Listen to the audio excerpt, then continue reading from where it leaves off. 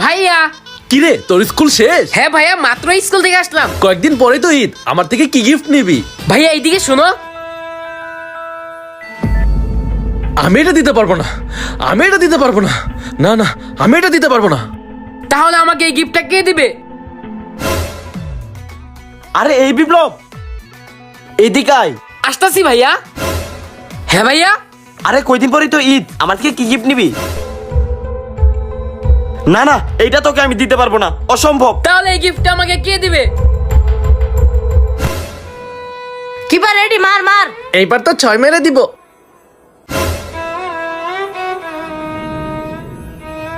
আরে ওটা বিপ্লব না? এই বিপ্লব। হ্যাঁ জয় ভাই, আসতেছি। বিপ্লব ভাই ক্রিকেট খেলি? না ভাই, আজকে খেলবো না, মনটা অনেক খারাপ। কেন রে, কি হয়েছে তোর? মন খারাপ কিন্তু কেন? বিপ্লবের মন খারাপ কেন? যাই তো। আমার একটা গিফট লাগবে, কিন্তু কেউ দিতে পারছে না। কি এমন গিফট লাগবে তোর যে কেউ দিতে পারবে না? এদিকে শুনো, এদিকে শুনো। এত বড় গিফট? না না রে, আমরা এটা পারবো না। তাহলে আমি গিফটটা কার কাছ থেকে নিব? কি রে, স্কুল থেকে ফিরলি? হ্যাঁ বাবা। তোর মনটা এত খারাপ কেন? এই ঈদে আমি আমার গিফটটা পাচ্ছি না। গিফট? কি গিফট লাগবে তোর? এত বড় গিফট লাগবে তোর? প্লিজ, এই গিফটটা আমার লাগবেই লাগবে। আরে বিপ্লব, এটা তো তোকে আমি দিতে পারবো না। এই ভিডিওটা যারা যারা দেখছো, একমাত্র এটা তোমরাই দিতে পারবে। হ্যাঁ গাইস, সামনের এই ঈদ উপলক্ষে আমার 5 মিলিয়ন সাবস্ক্রাইবার গিফট চাই। আপনারা ছাড়া এই গিফটটা আমাকে কেউ দিতে পারবে না। প্লিজ এখনই সাবস্ক্রাইব করুন।